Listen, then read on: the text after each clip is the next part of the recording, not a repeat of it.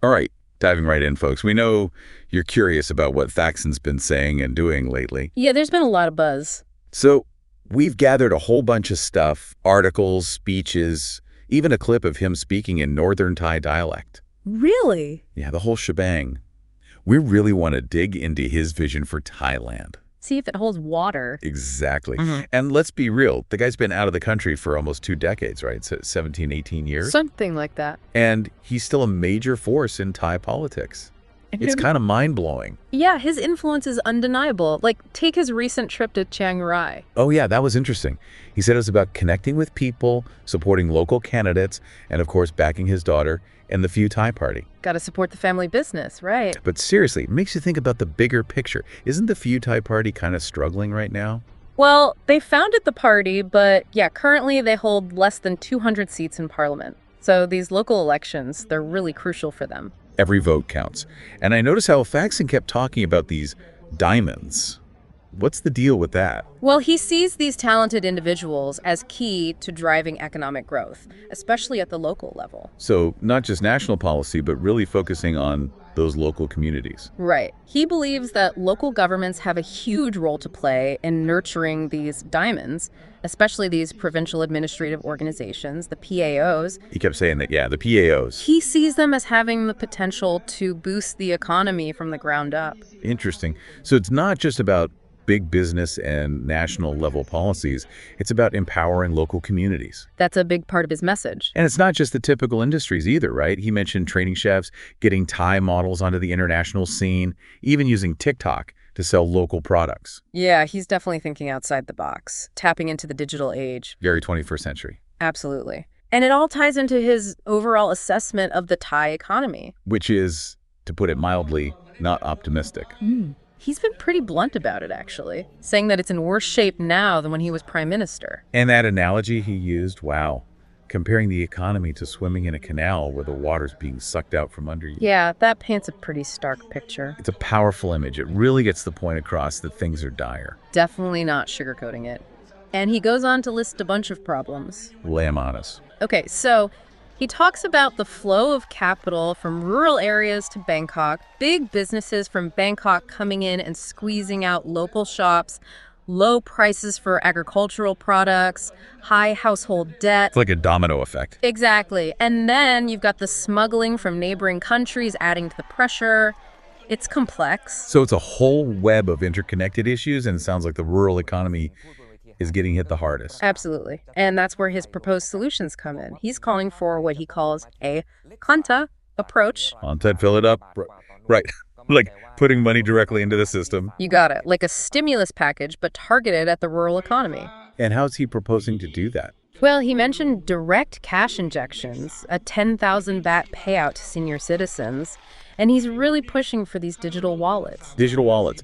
Is that about getting people to spend locally? It's part of it. The idea is to give people more control over their finances, make it easier to access funds, and encourage spending within their communities. Okay, so it's a multi-pronged approach, not just a handout, but a way to shift the economic dynamics. That's how he sees it. And he's not stopping there. He's also pushing for skill development, restructuring debt. So addressing those root causes we talked about earlier. Exactly. And he's talking about tackling issues in agriculture, lowering the cost of living, and giving more power to local governments through decentralization. Wow, he's not pulling any punches. It's like he wants to overhaul the whole system. It's a pretty ambitious agenda. Bold, for sure. And this digital wallet thing, it seems pretty central to his plan. It's launching in March, right? That's the plan. And Thaksin seems to think it's going to be a game changer. He sees it as revolutionizing how the government interacts with citizens. So less bureaucracy, more direct engagement. It's designed for direct cash distributions, starting with that 10,000 baht payout to seniors. But he's hinted it could be expanded to younger demographics later on. So a taste of what's to come. He's really painting a picture of a future Thailand where digital interaction with the government is just the norm. Yeah, a pretty tech-savvy vision. But is that realistic? Can Thailand really make that leap? I mean, there's still a lot of people who aren't comfortable with technology, especially in rural areas. That's a valid point. It'll be interesting to see how it all plays out. There's a lot to consider: the technology itself, the infrastructure, the digital literacy of the population. Yeah, a lot of moving parts. And then there's the question of whether these diamonds he keeps talking about whether they're really enough to polish Thailand's future. Or are there deeper issues that need to be addressed? Yeah, that's the big question. It's all very intriguing. We've got a lot to unpack here. Absolutely. And we're just getting started. Yeah, it's easy to get caught up in these individual success stories, Right. these diamonds. Yeah. But it makes you wonder, is individual talent really enough? I mean, what about all those systemic issues we talked about? That's the key question, isn't it? Thaksin talks about injecting money into the rural economy. Mm-hmm. But is that just a temporary fix, like putting a Band-Aid on a bigger problem? A Band-Aid. What about addressing the root causes of these inequalities, like the fact that so much power and resources are concentrated in Bangkok? Yeah, he mentions decentralization, He does. giving more power to local governments. Right. But is that really enough to level the playing field? I mean, how do you even begin to unravel those power structures? Yeah. Decentralization's a tricky thing. It's not just about shifting responsibilities. It's about building capacity at the local level. Making sure those local institutions can actually function. Exactly, and ensuring transparency and accountability. Right, because otherwise you just end up with the same problems, just at a different level. Exactly. And then you have to figure out how to deal with potential imbalances in resource allocation. It's a whole chain reaction. It's a complex process, for sure. Definitely not a quick fix. And then there's the whole political dimension to all this. I mean, let's be honest, Thaksin's a pretty controversial figure. Oh, yeah, he's definitely a polarizing figure. You know, his legacy is this mix of real achievements, but also deep political divisions. He's definitely not afraid to shake things up. And the fact that he's stepping back into the spotlight, even from afar, it's definitely going to reignite some of those old debates. Like, he's a symbol, right? Absolutely. Different people see him in completely different ways. Yeah. Some see him as this visionary leader, A champion of the people. and others see him as a threat to democracy. A populist who's just manipulating the system for his own gain. It's a very divided perspective. That's such a great point. It really highlights how complex Thai politics are. I mean, Thaksin's legacy still shapes the political landscape today, even after all these years. It does, yeah. His ideas, his policies, even his personality, it all remains relevant. It's like he's cast this long shadow over Thai politics. Exactly. And that shadow continues to influence events even today. Yeah, which is why it's so important to really engage with his ideas critically, to understand the context and what they could mean for Thailand moving forward. You can't just ignore him Right. or dismiss his ideas outright. We have to grapple with them, even if we don't agree with them. I couldn't agree more. We need to have these open and honest debates Mm-hmm. to consider different perspectives and ultimately, decide for ourselves what the best path forward is for Thailand.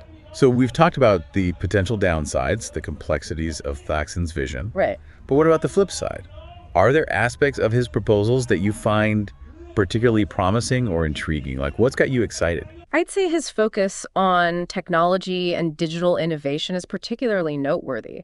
Like, take the digital wallet idea, for example. It has the potential to completely change how the government interacts with people, how it delivers services. Right, making things more efficient, more transparent, accessible. It's an interesting idea, for sure. Yeah, it's like he's trying to launch Thailand into a more modern, digitally driven era, He is, yeah. which could have real benefits, especially for people in rural areas who might not have easy access to traditional banking and financial services. Yeah, exactly. Bridging that digital divide could be huge for those communities. It's about empowering people to participate more fully in the economy. Exactly. And that's a key part of his whole vision. Mm-hmm. He's not just focused on economic growth for its own sake. He's talking about inclusive growth, making sure everyone benefits. Right, and that makes a lot of sense. And the focus on skill development, on education, it really seems to align with that goal. Absolutely. Investing in people, that's investing in Thailand's future. It's about equipping people with the tools and knowledge they need to thrive in the 21st century. Right. Giving them a chance to compete. And that's a message that resonates regardless of your political leanings. I mean, you can't argue with the importance of education and developing those crucial skills. It's a universal need. Right. It seems like there's a balance to be found here between, that healthy skepticism and being open to new ideas. Yeah, absolutely. It's like a tightrope walk. It is. We need to be critical thinkers, right? Questioning assumptions, weighing the potential benefits and risks.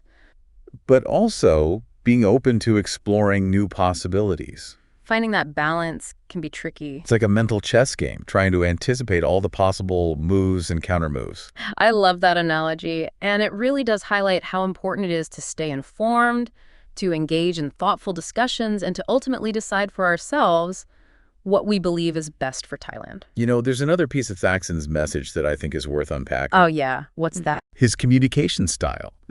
Just the way he uses language, stories, even humor to connect with people. Yeah, it's pretty captivating. Even when he's talking about these dry, complex economic issues. He really is a masterful communicator. Yeah. And that's a big part of his appeal. He breaks down those complex ideas into simple terms. Uses storytelling and humor to keep his audience engaged.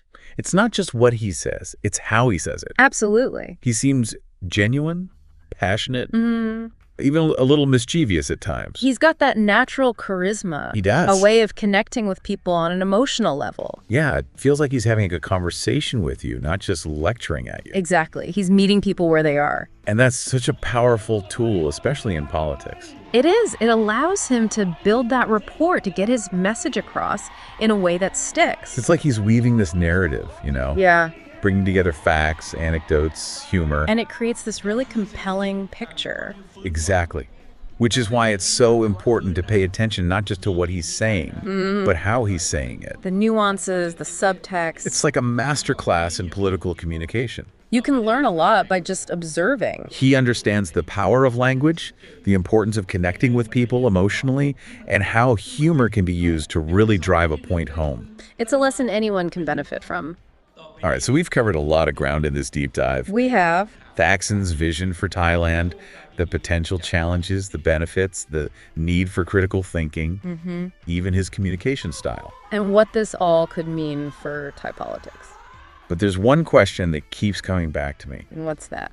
What does this all mean for the future of Thailand? That's the million-dollar question. It is, right? And it's one that we can't answer with any certainty. Right. But I think we can offer some insights based on what we've learned so far. All right, so lay it on me. What's your take? Well, Thailand's at a crossroads, right? Yeah. All these complex challenges, from economic inequality to political polarization. Lots of uncertainty. And Thaksin's reemergence, even though he's at a distance, is a sign that the country's still wrestling with his legacy. It's like he's a ghost that still haunts Thai politics. In a way, yeah. It shows that these issues are still very much alive and they haven't been resolved. And they're probably going to continue to shape Thai politics for many years to come. Yeah, it's like a long game of political chess. It is, with Thaksin making moves from across the board. He's playing the long game. And it really highlights how important it is to understand those long-term implications. To think several steps ahead. Right, to try and anticipate how his involvement might play out. It's like we're all players in this game, whether we realize it or not. We are, in a way. And the stakes are high. The decisions made in the coming years will have a huge impact on the country's trajectory. Absolutely. So how do we navigate this complex political landscape? What's the best way forward? Well, I think the key is to stay informed, to engage in thoughtful dialogue, To really listen to each other. to be willing to challenge our own assumptions. We need to be critical thinkers. But also open to different perspectives. Right. It's about finding that balance. It's a tough balance to strike. It is, especially in a politically charged environment. But it's essential if we want to make informed decisions for ourselves, for our families, for our communities, and for the future of our country. So it's a call to action. It is. A challenge for us to be more engaged, to be more informed citizens. Exactly. We all have a role to play in shaping Thailand's future. It starts with each of us. We've explored Thaksin's vision, the potential challenges, the benefits, the need for critical thinking, his communication style, and what this all means for Thai politics. A pretty comprehensive deep dive. But where do we go from here? What's the next step? I think it's crucial to remember that this is just the beginning of the conversation. Thaksin's back in the game, so to speak, even from a distance. Even from Dubai, And that will likely have a ripple effect, creating waves. sparking new debates, influencing policy decisions, shaping public opinion. It's a dynamic situation. He's thrown a stone into the pond, and we're all watching as the ripples spread out. And it's up to each of us to pay attention to those ripples, to analyze their impact and decide how we want to respond, how we want to shape those ripples. We're all part of this story as it unfolds. We are. And we have the power to influence its direction. Absolutely. It's both exciting and a little bit daunting, I think. For sure. But it's a reminder that we have agency, we can make a difference, and our voices matter. So to wrap up part 2, what's the one key takeaway you want our listener to walk away with? What's the most important thing for them to keep in mind? I think it boils down to this. Thailand's future is uncertain, but it's also full of possibilities. By staying informed, engaging in thoughtful discussions, and being willing to challenge our own assumptions, we can all play a part in shaping that future.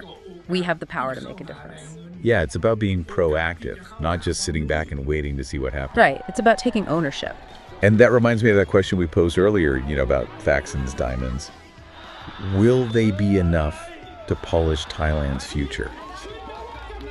It's a catchy metaphor, but I don't know. I'm not sure it captures the whole picture. Yeah. Metaphors can be tricky like that. They can be illuminating, but they can also oversimplify things. Yeah.